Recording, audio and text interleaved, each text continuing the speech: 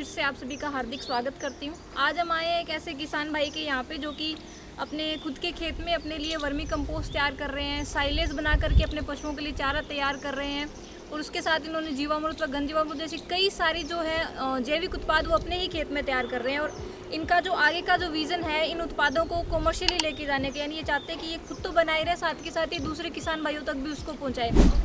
હું પટેલ સતીશભાઈ બાહુભાઈ ગામ કનકપુરા. મારો મોબાઈલ નંબર છે 9974452868.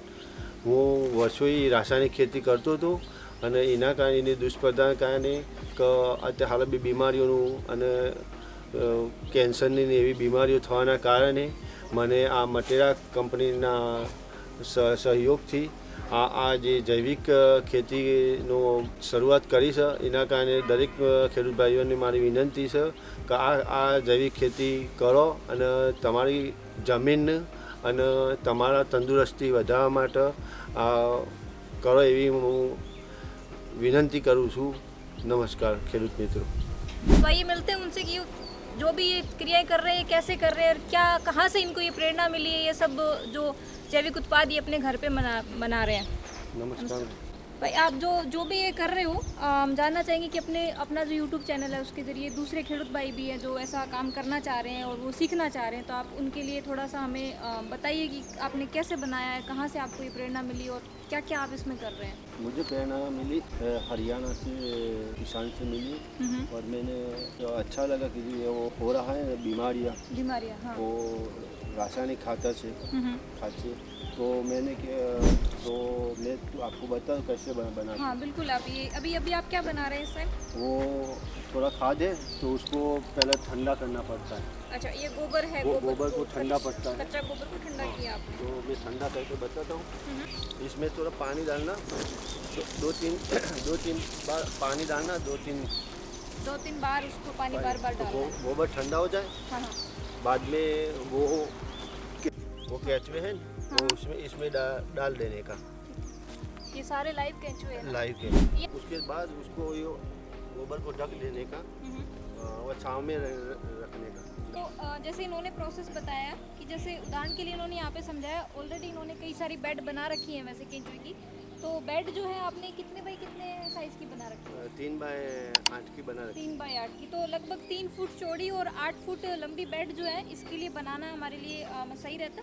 आपने रॉ मटेरियल जितना भी गोबर खाद किसान के पास उपलब्ध उस हिसाब से वो साइज़ उसका छोटा बड़ा कर सकते हैं, पर 3 बाई 8 की बेड है जो वो सबसे अच्छी रहती है। तो उसमें क्या करना है, सबसे पहले गोबर लेना है और गोबर को ठंडा करना है। ठंडा करने का मतलब है कि ताज़ा गोबर इस्तेमाल नहीं करना है, गोबर को इकट्ठा करके उसको कुछ दिन तक हमें रहने देना है, उसको ठंडा करके उसके बाद हमें उसके अंदर थोड़ा सा पानी मिला करके और उसके बाद उसके अंदर हमें केंचुए छोड़ने हैं। और गोबर ही नहीं, उसके साथ साथ इसके अंदर ये बाकी जो भी फसल का बचा हुआ अवशेष देख रहे हैं, फूल पत्तियाँ टहनियाँ, जो भी अपना फसल का कचरा बच जाता है, घास फूस, ये सब कुछ भी इसके अंदर डाल सकते हैं।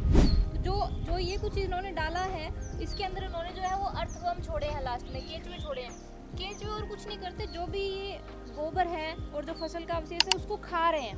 उसको खाने के बाद में जो वो अपनी जो विष्टा यानी जो एक्सक्रीटा अपना छोड़ते हैं, उसी से जो है वो केंचुआ खाद बनती है। केंचुए का जो पाचन तंत्र है वो इतना मजबूत होता है कि हर प्रकार की चीज़ जो ये खा रहे हैं, गोबर घास फूस, इनको वो अच्छे से पचा सकते हैं। वो उसको एक ऐसी खाद में परिवर्तित करते हैं जिसमें नाइट्रोजन, फास्फोरस, पोटास, कई प्रकार के सूक्ष्म जीव और साथ के साथ बहुत ही फ़ायदेमंद हार्मोन्स और एंजाइम्स पाए जाते हैं जो कि फसल को और ज़मीन को जो उसकी उत्पादकता और उसकी उपजाऊपन बढ़ाने में मदद करते हैं। तो आपने कितनी बेड तैयार कर रखी है इसे टोटल। मैं दो बेड तैयार कर रखी है। दो बेड तैयार कर। कितना समय हो गया आपको ये शुरू किए हुए। 3 महीने हो गए। 3 महीने हो गए। अच्छा, ये आपने घन जीवामृत बनाया है, ठीक है।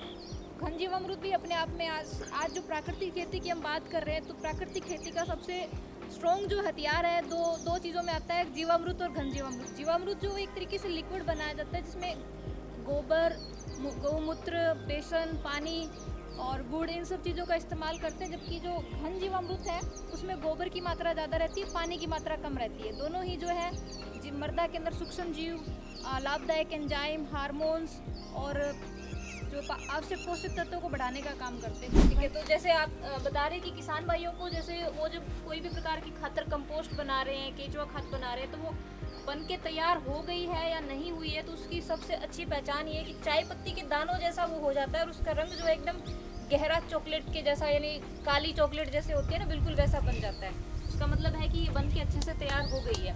तो ऐसा जब तक कलर नहीं हो जाता है, ऐसे जब तक भुरभुरी नहीं हो जाती है, उस खाद को कभी भी खेत में नहीं डालना चाहिए, क्योंकि वो खाद कच्ची है और कच्ची खाद ज़्यादा निंदामण, ज़्यादा खरपतवार खेत में लेके आएगी और उदई और दीमक की समस्या जो उससे ज़्यादा होती है। स्वच्छ माटी फायदाकारक खेती।